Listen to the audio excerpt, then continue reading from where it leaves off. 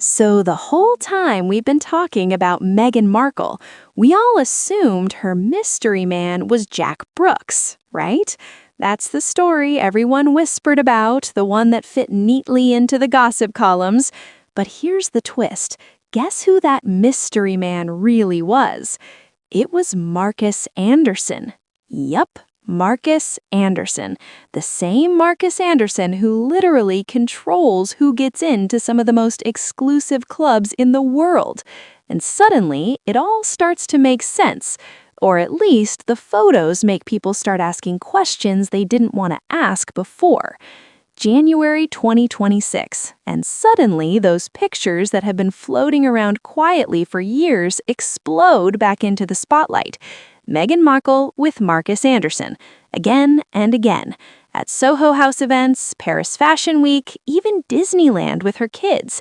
Everywhere you look, there's Marcus. The man who literally decides who walks through the velvet ropes is there, always right next to Meghan.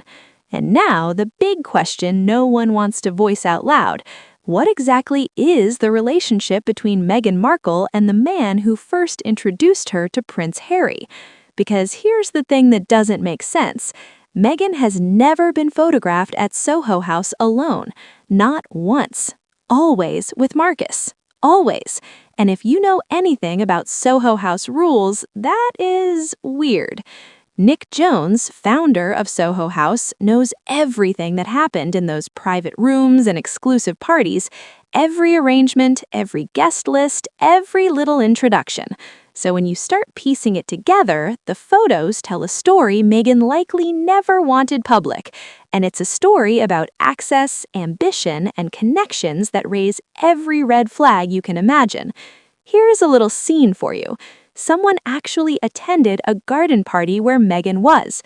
After mingling for about 15 minutes, being charming as always, she supposedly turned to Harry and said, and I quote from Lady C's book, "Harry, this is really boring." I mean, can you imagine that? The Duchess of Sussex telling the prince he's boring in front of everyone? That's bold. But let's step back and talk about Soho House, because if you're not familiar, you're going to want context.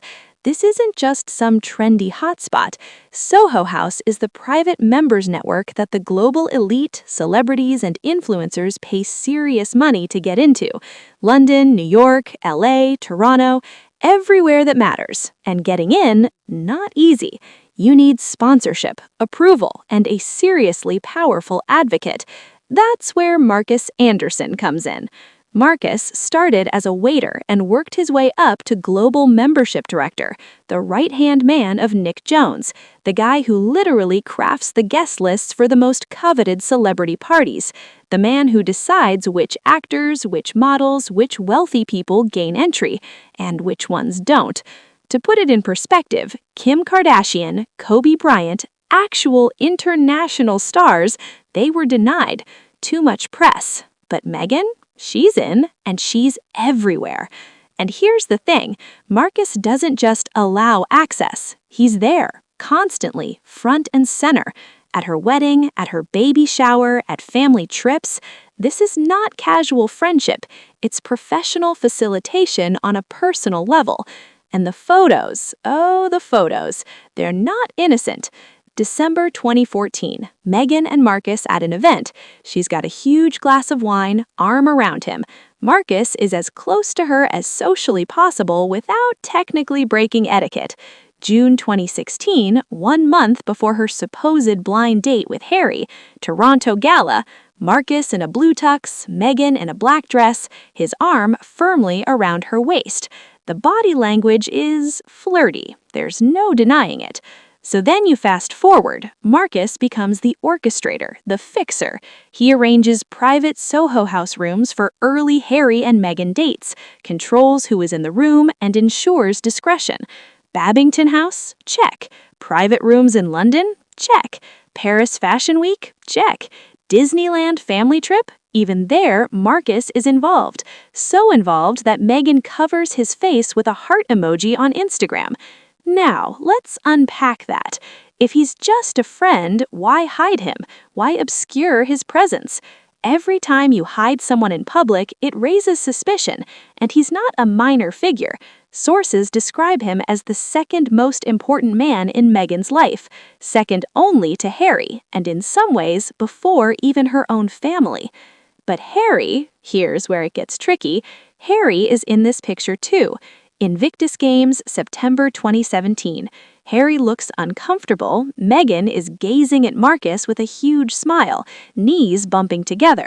Social dynamics, body language, if you've ever studied it, this is textbook tension. Sources say Harry didn't quite understand why Marcus was always there, why Meghan needed him at family events. And think about it, Harry left his family, his position, his whole life for Meghan, and now he's navigating this dynamic. Meanwhile, Nick Jonas stays silent. Why? Because Soho House's entire business is discretion. If he spills, the empire crumbles. Privacy is the brand, and privacy here protects everyone, Meghan, Marcus, and the institution itself. So, let's circle back to the bigger picture. Meghan's trajectory is remarkable. Cable TV actress, modest income, limited access, then Marcus enters. Suddenly, she's in Europe, attending high-profile parties, meeting elite contacts. Then one day, the door opens to a very private Soho House room, and through Marcus, she meets Prince Harry. That wasn't luck. That was facilitated. That was strategy. And Marcus isn't just background. He continues to appear in the timeline.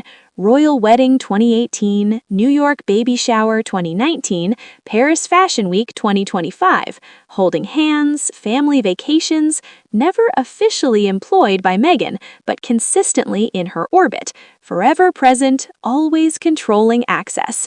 Essentially, the man who made her rise possible stays by her side, maintaining influence, keeping control over the narrative, silently but undeniably present.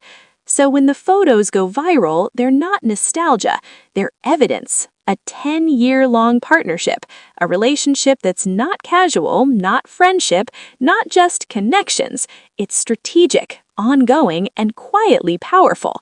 The hand-holding at Paris Fashion Week, the constant presence, the hidden identity in photos, all of it creates a story that's not fully explained, and the audience notices. The fans notice, the media notices, and the question we're all left with, why does Marcus still matter?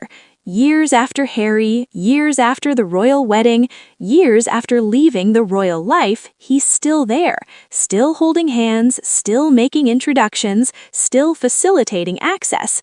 The implication is clear. For Meghan, the Soho House network, the connections, the access, the people, is the real prize. Royal life, a vehicle. Fame, a side effect. But Marcus, the constant, the architect, the keeper of secrets. So, when you scroll through those viral photos or see him in candid family moments, remember, this isn't random. This isn't a casual friendship. This is the behind-the-scenes scaffolding of a rise that went global, orchestrated by someone whose job, whose life, whose entire network is built on making the powerful accessible. And he didn't just open doors. He walked through them, and he never left. And that, my friends, is why Marcus Anderson still matters. That's why the photos keep resurfacing. That's why everyone is talking. And honestly, it's fascinating. It's messy, it's bold, and it's a story the tabloids will never fully capture. So, if you've been following along and your mind is buzzing like mine is, hit that like button. Share your thoughts in the comments. I want to know, do you think this is friendship or something else entirely? And hey, if you haven't subscribed yet, come on, let's dive into this kind of royal gossip together more often. Thanks for sticking with me through this tangled, twisty story. Until next time, stay curious and always question what's behind the velvet rope.